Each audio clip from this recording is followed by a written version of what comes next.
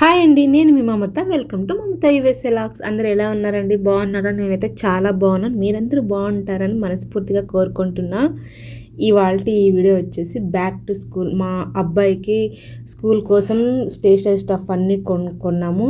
అది చూపిస్తూ అదేవిధంగా స్కూల్కి సప్లైస్ అన్నీ ఇచ్చేసి రావాలి. అది 2 రోజుల వీడియో కూడా కలిపి ఇందులో షూట్ చేశాను. అంతకన్నా ముందు అర్థంలోనే వీడియో ఆపేశాను కాబట్టి 6 మినిట్సే ఉంది. ఎందుకు అర్థంలోనే ఆపాల్సి వచ్చింది ఏమి అని చెప్పి ఈ వీడియోలో చెప్తాను.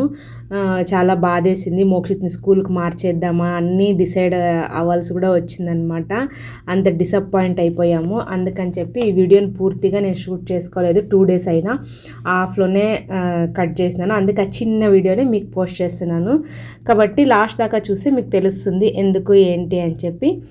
ముందుగా వీడియోలోకి వెళ్ళిపోదాం. ఫస్ట్ వచ్చేసి ఇది stationery stuff. August 7th, 8th, 9th 3 రోజులు ఉంది అని చెప్పాను కదా. Back to school tax free.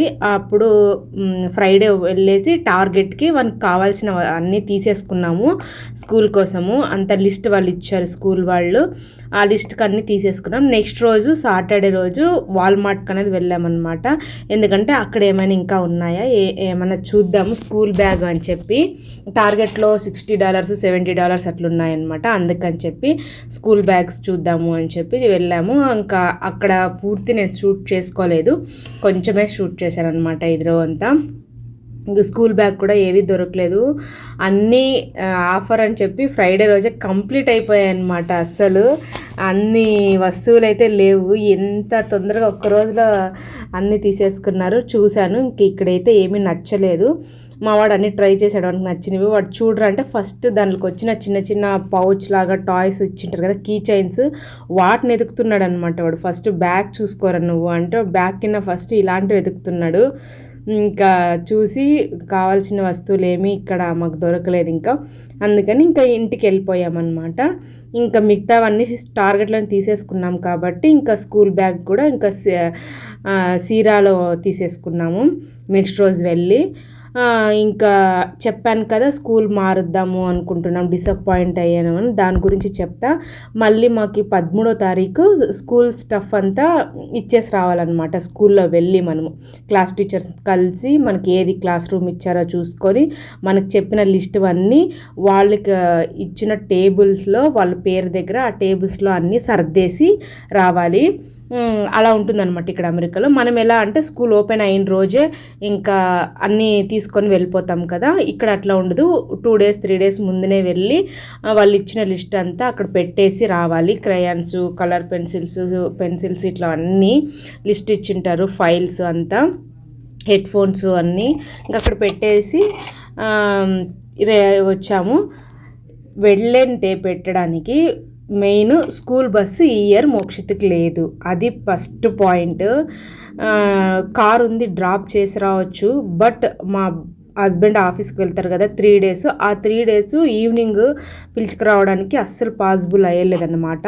అది చాలా డిసప్పాయింట్. అయితే దాని తర్వాత ఈ స్కూల్ దగ్గరికి వచ్చిన తర్వాత ఇంకొక విషయం చూడగానే ఇంకా మా హస్బెండ్ డిసప్పాయింట్ అయిపోయాడు. స్కూల్ మారుద్దామా అని చెప్పి అంటూనే ఉన్నాడు. ఇంక లాస్ట్కి వచ్చేసాము, ఇంకా మార్చడానికి ఎందుకులే ఈ ఇయర్ చూద్దాము అని చెప్పి. మెయిన్ బస్సు ప్రాబ్లం అండి. బస్సు వాళ్ళకైతే మన ఇండియాలో ఎలా ఉంటుంది, స్కూల్కి సంబంధించిన బస్సు వాళ్ళు కూడా ఉంటారు కాబట్టి స్కూల్లోనే మాట్లాడితే సరిపోతుంది. ఈడ అట్లా ఉండదు. స్కూల్ ప్రిన్సిపాల్కి బస్సుల వాళ్ళకి అస్సలు సంబంధం ఉండదు అనమాట. మా ఆయన ఇంకా మిగతా పెద్ద వాళ్ళందరికీ మెయిల్స్ పెట్టినా కూడా వాళ్ళు లేదు, ఆల్రెడీ మేము అందరికీ అడ్జస్ట్ చేసేసినాము, మీకు కొంచెం దగ్గరలోనే ఉంది కాబట్టి మేము ఈసారి ఇవ్వలేకపోతున్నాం. లాస్ట్ ఇయరే చాలా ఇబ్బంది అయింది బస్సులను అడ్జస్ట్ చేసుకోవడానికి అని చెప్పి కరాఖండిగా చెప్పేశారు. బస్సు ఈసారి లేదు, మీరే డ్రాప్ చేయాలి, పిక్ చేసుకోవాలి అని చెప్పేసినారు.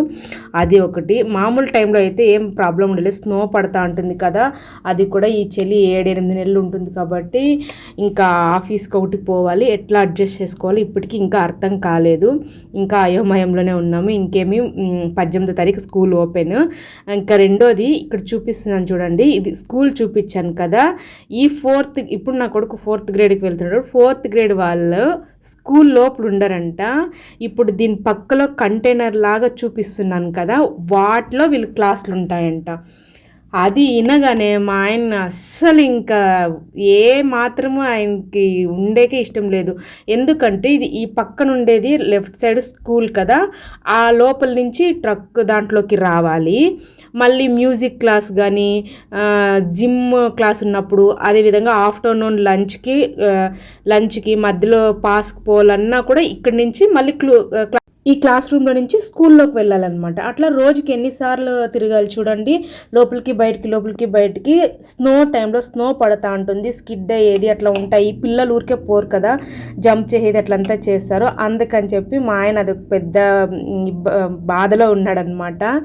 ఇది ఇక్కడికే ఆపేశాను వీడియో, కాబట్టి ఫుల్ లేదు, నేను ఫుల్ చెప్పే కూడా అంత వీడియో లేదనమాట. ఐ హోప్ మీకు అర్థమైంది అనుకుంటాను, నచ్చింది అనుకుంటాను. నచ్చినట్లయితే ప్లీజ్ లైక్ చేయండి. మీరు ఏమనుకుంటున్నారు కింద కామెంట్ సెక్షన్లో కామెంట్ చేయండి. ఓకే, మళ్ళీ వీడియోలో చెప్పడానికి ట్రై చేస్తాను. Okay, bye.